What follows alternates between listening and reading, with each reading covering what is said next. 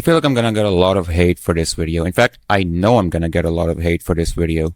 When it comes to coding models, right, coding agents, it's always OpenAI and Anthropic that are setting the industry standard, right? If I asked anyone, literally anyone who's doing any sort of coding, what the best coding model on the market is right now, it would probably be something from Anthropic or OpenAI. Like, it's not even a competition at this point. Like, these two companies have a complete monopoly, or I guess the word's duopoly, on coding AI models. And then there's Google, the trillion-dollar company that can't seem to make a decent coding model. Or can it? See, here's the thing that I've discovered about Google. Gemini is nowhere near the frontier, okay? If I asked you to name the best coding model, it would probably not even make top 3. But it's still extremely capable, and I don't see it getting the kind of recognition that I think it deserves. In fact, if you look on Twitter or literally anywhere out there, it's always Gemini that's getting all the hate.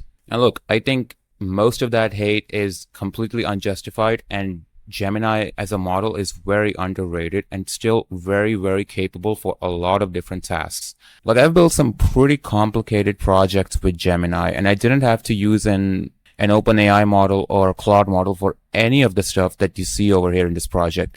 This is my completely automated video editor. And I've got Python scripts over here that automate every single part of my media processing pipeline. All of it. I don't do anything besides recording the video. And everything you see over here, all of these scripts were written entirely by Gemini. So this idea that Gemini can't code or it can't write complex programs is just completely false, right? Also built this app called Discover. This is a Next.js and Fast API based web app.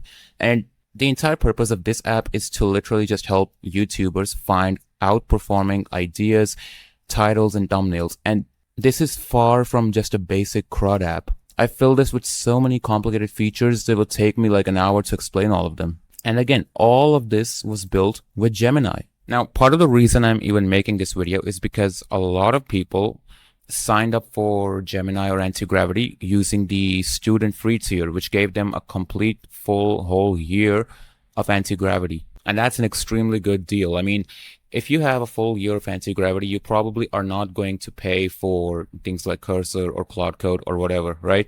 The only problem is that those people, when they see the hype of other models on Twitter, you know, when they see GPT 5.6 Sol or Mythos 5 from Anthropic getting really hyped up, they start to feel like Gemini is completely obsolete, which is just not the case. It's very capable for many different projects. In fact, let me just say it how it is. For 99% of the apps that you're going to be building, Gemini is more than enough for it. Like, you're not building a nuclear reactor over here, dude. Like, get serious. Gemini is still very capable for building complex projects. And what I've found is that most of the issues that people run into with Gemini, or any other coding model for that matter, are just poor prompting practices and poor context management.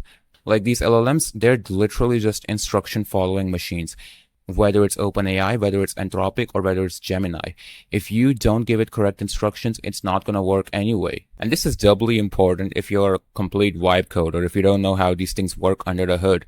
If your prompts suck, your code is going to suck, and the model's output is going to suck. Along with that, I mean, obviously learn to write better prompts, learn how programming works under the hood, learn how these systems work under the hood, so that you can write better prompts. But along with that, learn to manage context better, because I've seen, like, I've lost count of how many people I've seen who are trying to do everything in the exact same chat. Like, I've seen plenty of Anti-Gravity users and Gemini users that are literally implementing like 10 different features in the same chat instead of opening a new chat for each one.